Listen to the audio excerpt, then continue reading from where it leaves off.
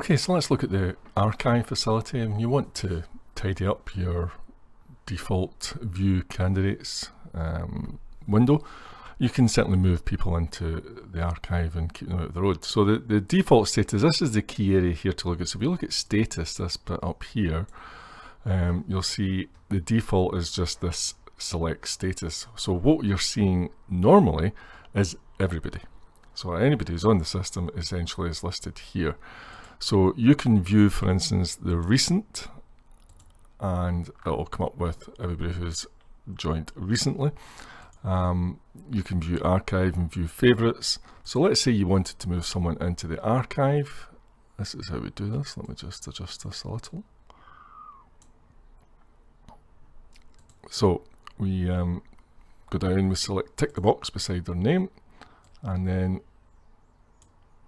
you'll see this drop down here. So I just need to adjust this some more. And you select whatever you want to move it to. So we'll move it to archive.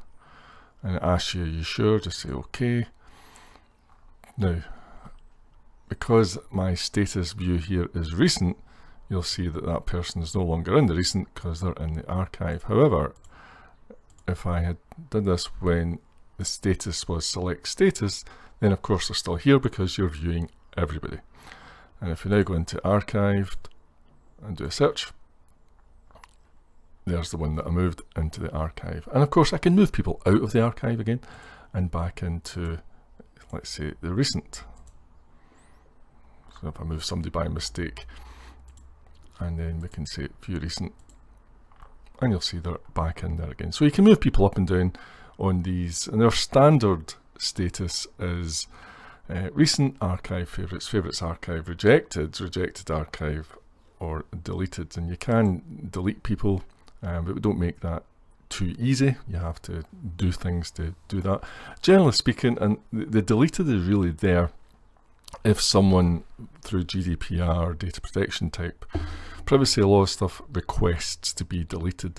Other than that, I would recommend you simply archive rather than delete, and then maybe every few months or whatever, if you're having a clear out for your GDPR, you may want to delete batches. That's probably the best way to do things.